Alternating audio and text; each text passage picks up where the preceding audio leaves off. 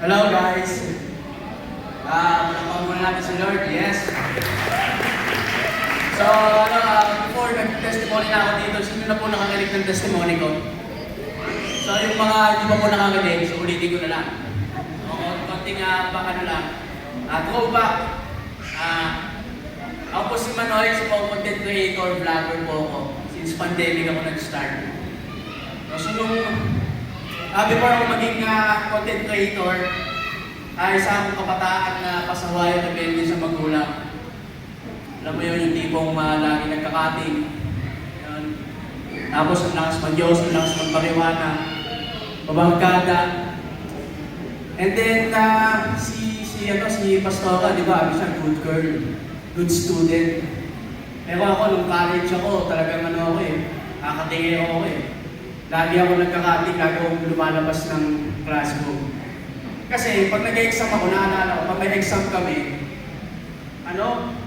yung nire-review ko, hindi naman lumalabas sa exam. Kaya ang ginagawa ko, ako na lang yung lumalabas.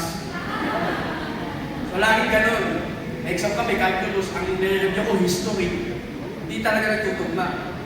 So, ayun na, nung nag-college dropout ako, hindi na ako pinag-aaral ng tatay ko kasi sobrang pasaway ako. Doon na ako nagtrabaho na po ako doon. So, nagtrabaho ako, and then doon na kilala yung asawa ko. Tapos, nung nag-pandemic, yun na, doon na nag-start yung journey ko bilang isang vlogger. So, unti-unti, nag-try ako mag-vlog, and nakaka-hits ng mga million views, unti-unti, dumadami yung followers. And then, ayun na, dumadami na, kumikita na ako ng pera. Sabi ko, okay ito, okay, pag-vlog ako, kumikita na ako ng pera. So, naging full-time vlogger ako, and then, ito na, natempa kong mag-promote ng sugal. So, online sugal po. So, madami pa, kalat sa social media, di ba? So, nung nag-promote ako ng online sugal, yun na mas lalong tumami yung pera ko. Kasi malaki po yung pera sa sugal. Pero yung pera na yun, ayun pa yung naging way para mas maging makasalanan ako. So, yun na, mas naging mabisyo ko, mas lumakas ako mag-bisyo, mag-marijuana. Until such time, ay na lumalalim na yung kasalanan ko. Niloloko ko na yung asawa ko. Laki na ako nasa QC, sa mga bahay aliwan. Yan, lagi kami nandyan. Tumitikip ng babae. Alam mo yung sobrang dumi ng pamumuhay ko nun. And then, doon na ako unti-unting nanulunod sa kasalanan. Na to the point na naiinis na ako sa sarili ko. Feeling ko, ang toxic ko na. Eh, naghahanap na ako ng peace sa loob ko. Kasi, iniisip ko nun, paano ko makawala sa kasalanan na to? Biktima ako ng lust eh. So iniisip ko, gusto kong makaalis sa kasalanan na to, pero hindi ko magawa. Kasi hindi ko alam kung paano ako makakaalis sa ganong kasalanan. Kasi nasa circle of friends ko din, na lahat kami talagang alam mo yun, matitigas yung mukha. So yung mga kasama ko noon, mga pamilyado na, alam mo yung mga pamilyado na pero nagagawa pa rin yung mga ganung bagay. Yung iba doon, kasal pa. Tapos ayun, nagpababae pa. Ayun yung circle na nasamahan ko. And then, dumating sa point na gabi-gabi umiiyak na ako kasi alam mo yun na yung feeling na tatabi ka sa ibang babae. Tapos pag uwi mo, tatabihan mo yung asawa ko. Diba? Doon ako nadudurog kasi iniisip ko, ano bang ginagawa ko sa sarili ko? Bakit ganito? Ang bait-bait ng asawa ko tapos niloloko ko lang, hindi niya alam. So doon ako natuturo, iniisip ko, bakit nagagawa ko yun? Hindi ko alam kung bakit. Gusto ko makaalis sa ganong kasalanan, hindi ko alam kung paano. And then yun na, naghanap na ako ng peace hanggang sa nagsisearch ako ng paano magkaroon ng peace sa sarili ko. And then, ang nakikomment sa akin ng tropa ko, spiritual healing. Alam mo yung spiritual healing? Nasa nature po kami. Nagtitake kami doon ng mga rituals, yung shrooms, yung kaputi, kakainin namin yung kaputi. Tapos yun, hallucination na kami. Niyakap namin yung pulo. Kinakausap ko yung halaman, nadinigan ka na ba? Mukha kaming ewan sa nature. Kasi, ayun sabi, spiritual healing. Nakakagaan siya ng loob, pero pansamantala lang. Akala ko yun na yung peace na hinahanap ko, pero hindi pala, walang kwenta lahat yun. Kasi bumibili pa nga ako ng mga crystals eh. Daming crystals kung pinagbibili, mahal pa naman isa nun. Crystal for protection, crystal for love, crystal for calm. Lahat ng crystal binili ko. Lahat ng crystal na yun, nabatrip lang ako kasi lagi kong dala, bigat sa bulsa. Totoo yung magagamit ko yung crystal for protection kasi nga, Kapag inaaway ka sa labas, papatuhin mo ng crystals eh. So, naniwala ako sa mga ganung bagay na hindi ko alam, wala palang epekto lahat yun, and lahat yun walang kwenta. And then, in-invite ako ng asawa ko, nun, sa church, ayoko magsimba, sabi ko sa kanya, huwag mong ini-invite dyan, papadoy ng mga tao dyan. So, lagi niya ako ini-invite, and then nagsawa na siya ng pag-invite sa akin. So, dumating sa point na pinag-pray pala nila ako, pati yung church nila, kasi sa subdivision namin, may maliit na church doon nag-church kami. And lahat ng members doon, pinag-pray pala nila ako, kasi kilala nila akong vlogger yun sa subdivision. And then, ang weird lang, kasi nung last time, Sabado ng gabi, ang iniisip ko lang, gusto ko magsimba bukas ng umaga. And then, nagulat yung asawa ko, kasi sabi ko, magsisimba ako, sama ko sa'yo. And then talagang, alam mo yung reaction niya, sobrang nagulat siya, kasi tagal kitang pinipili, tapos ngayon magsisimba ka na. Speechless po siya, speechless. Alam mo yung reaction niya? Ganyan, wala siyang reaction. Speechless eh. So, ay, nagsimba kami, and then sabi ko, parang may dating parang medyo may dating sa puso ka, may kuhot. Sabi ko, sige, try ko pa isang Sunday. So isang Sunday, nagsimba ulit ako, and then sabi ko, okay, pero parang nakakagaan ng loob. And then, bumili na po ako ng Bible noon. Pagbili ko ng Bible, pinasa ko sa loob ng kotse, nakapost po ito sa Facebook page ko. First time ko magbasa ng Bible, doon po ako umiyak. July 28, alas-alas ng hapon, sa loob ako ng kotse, sabi ko, Lord, first time ko babasa ng Bible, ipaintindi niyo po sa akin to. And then, pinabasa ko yung Bible, and then doon na ako umiyak. So, nung umiyak na ako, doon ko nakamdaman yung presence ni Lord. Actually, yung nabasa ko nga doon, medyo nakakatakot pa eh. John chapter 5, verse 20 to 29, nasabi doon, don't be surprised indeed. The Lord is coming, and all the dead in the graves will hear the voice of God's sons, and they will rise again. Those who have done good will rise to experience eternal life, and those who have continued in evil will rise to experience judgments. Actually, yung verse na yun, sobrang nakakatakot kung titignan mo. Bago ako tumating sa verse na yun, marami pang verse na mas nakakaiyak pa din eh, mas okay pa eh. Pero bakit doon ako naiyak? Hindi ko din alam kung bakit, pero ang nakaramdaman ko doon is takot sa Lord. Nakaramdaman ako ng fear of God doon na kung pinagpatuloy ko pala yung buhay ko na makasalanan, ganyan, may naghihintay pala sa akin judgment. And then pinakamdam ni Lord sa akin, yung presence niya na, alam mo yun, na parang tinanggap niya ako kahit makasalanan ako. Alam mo yung ganung peace. So, nung nakakamdam ako ng peace na yun, umiyak ako nung sobrang iyak ako, hindi ko, wala nang tumuturo sa luwa, sa mata ko ng luwa, talaga iyak ako. Alam mo yun, nanginginig yung katawan ko, hindi ko alam kung bakit. And then doon na ako tinaniman ni Lord ng peace, matagal ko nang hinahanap. Palakpakan po natin si Lord. And then, yun na talagang parang bigla akong binago ni Lord. Alam mo, binago niya yung mindset ko. Dati, ayoko magpakasal. Sabi ko, ayoko magpakasal, huwag tayo magpakasal. Kasi yung pakilala ko, kasal yun. Tapos, naghiwalay lang din. So huwag na tayo magpakasal, okay lang, play safe tayo. Kahit mag-away tayo, maghiwalay tayo, hindi mo kunin yung bahay.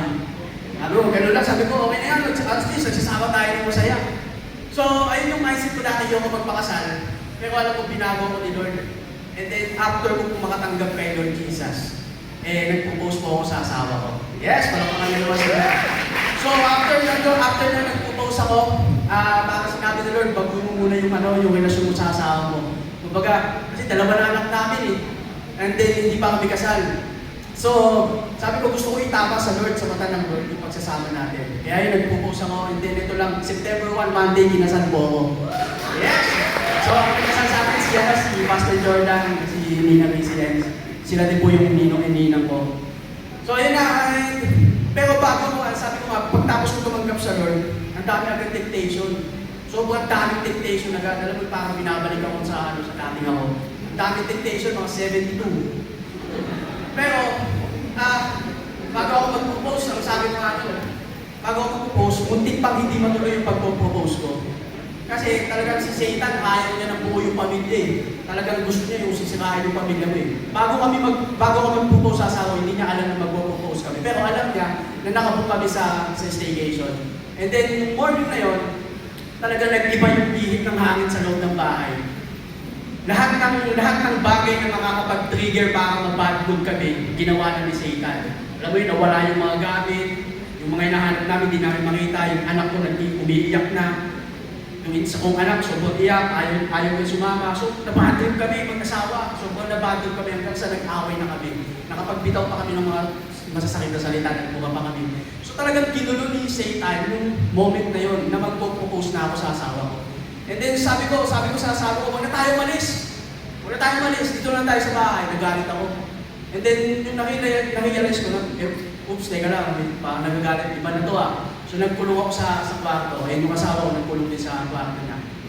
So yun na, umiyak ako kay Lord. Sabi ko, Lord, bakit ganito? Bakit kung kayo naman pupupos ako, dapat masaya lang kami. Bakit ganito? Bakit nagkagulo ba? And then sabi ko kay Lord, tanggalin mo yung galit sa puso namin, ganyan. Ihil mo yung puso namin, pakalmahin mo po kami. And then yun, pagpasok ko sa kwarto, nagpipray na rin pala yung anak ko, tsaka yung asawa ko. And then nagpray po kami tatlo. And then yung, sa isang bigla, alam mo, parang naging okay yung vibes namin. And sabi ko nga, kanina, muntik pa kami malate, pero hindi kami nalate, so kung smooth ang biyahe namin. Eh yun, natuloy po yung proposal ko sa asawa ko. Palakpakan po natin si Lord. So, ayun nga, sobrang nakaka-bless kasi ayun talaga yung binago sa akin ni Lord, yung mindset ko, yung mga paniniwala ko dati. Na hindi lang ako nilayo ni Lord sa dating ako, kundi ginagabayan pa ni Lord yung pamumuhay natin mag-asawa. Sabi nga ng asawa ko dati, ayaw na rin magpakasal kasi yung mama at papa niya kasal din, pero alam mo yun, naghiwalay din. So parang wala naman sa mindset niya na magpakasal. Parang okay lang din na yung nagsama kami na hindi kasal. Pero si Lord talagang babaguhin niya lahat eh. Simula sa pagkatao mo hanggang sa relasyon mo sa pamilya mo. And ayun yung nakaka-bless kasi dati nga, nagagalit ako sa asawa ko kasi alam mo yun, pag umatin siya ng mga prayer meeting, nagagalit ako sa kanya. Tuwing Wednesday, 7 p.m. yung prayer meeting na, nagagalit ako dati. Sabi ko, ba't nagpupunta-punta ka din sa mga prayer meeting na yan? Dapat nagluluto ka, baka may kainin tayo. Ginawin ko siya.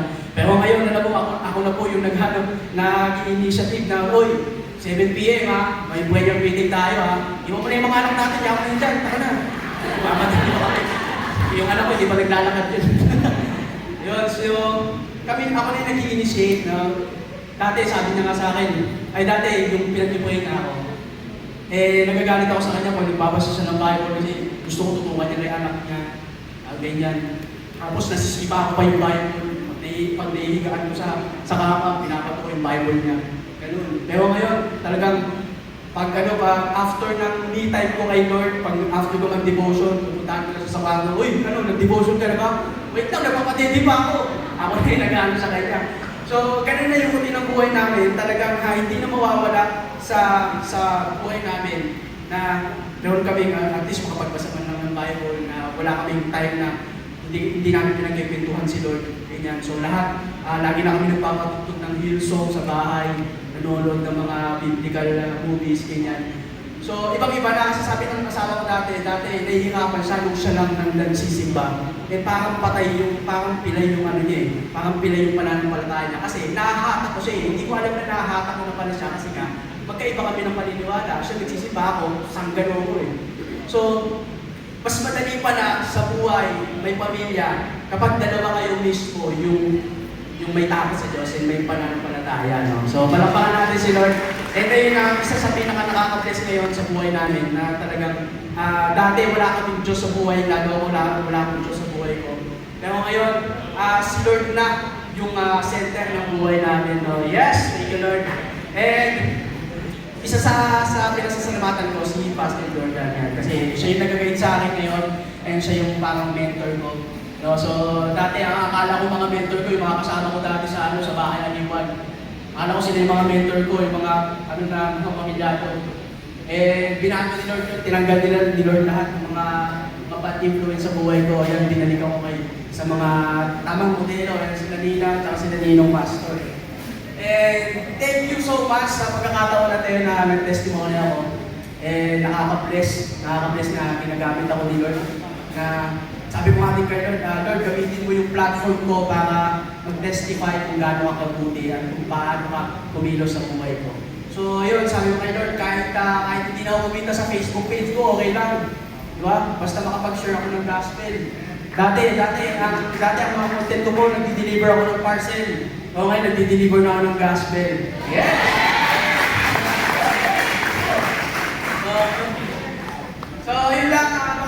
hapon po sa inyong lahat, no? So, isang mapagpalang hapon sa inyong lahat. Dati ang ano po, ang intro ko, ay ang outro ko sa mga comedy vlog ko is, anak ka ng po.